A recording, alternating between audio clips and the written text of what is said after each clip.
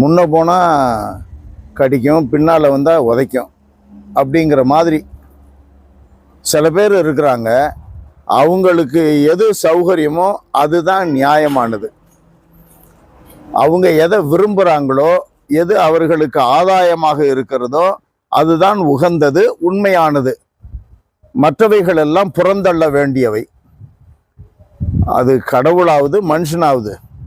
ஆனால் வார்த்தையில் பார்த்தீங்கன்னா அவங்க தான் பக்தர்கள், பக்த கோடிகள், அவர்கள் தான் விசுவாசிகள் என்ற நிலையில் நாம் பங்குகளிலே பார்க்க முடியும். செயல்பாடுகளில் உண்மையானதை கடைபிடிப்பதற்காக முன் வருகிறவர்கள் சில பேர் தான்.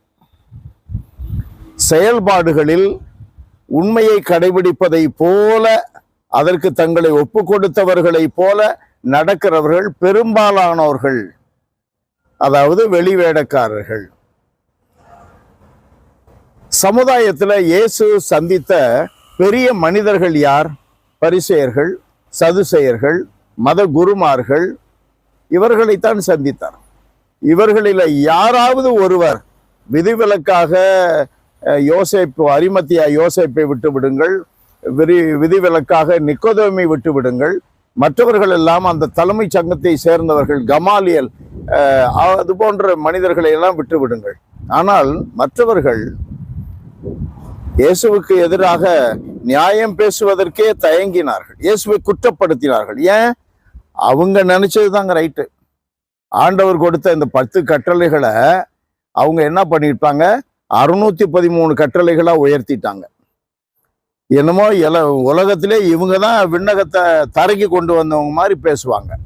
பங்குகளில் நம்ம பார்க்கலாம் உண்மை எங்கே இருக்கிறது, யாருடைய வாழ்க்கையில் நேர்மை இருக்கிறது, யாருடைய வாழ்க்கையில் அன்பு இருக்கிறது, யாருடைய வார்த்தையிலும் செயல்பாடுகளிலும் தாழ்ச்சி இருக்கிறது, அவர்களை கண்டுபிடியுங்கள். அவர்கள் இதை பற்றியெல்லாம் ஒன்றுமே சொல்ல மாட்டாங்க, ரொம்ப விமர்சனம் பண்ணிக்கிட்டு இருக்க மாட்டாங்க. அவர்களுடைய வாழ்க்கையில் கடவுள் இருக்கிறார். அதான் ஞானம் மெய்யானது என்பதற்கு அதை ஏற்றுக்கொண்டோரின் செயல்களே சான்று. நிறைகுடம் தழும்பாது, ஆழ்கடலில் அலைகள் இருக்காது.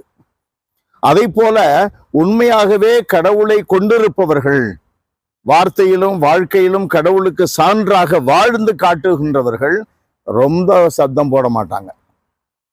நம்ம பங்குகளில் இருக்கிற நம்ம ஒவ்வொருத்தரும் அவரவர்கள் நெஞ்சை தொட்டு கடவுள் முன்னிலையில நாம் சோதனையிட வேண்டும்.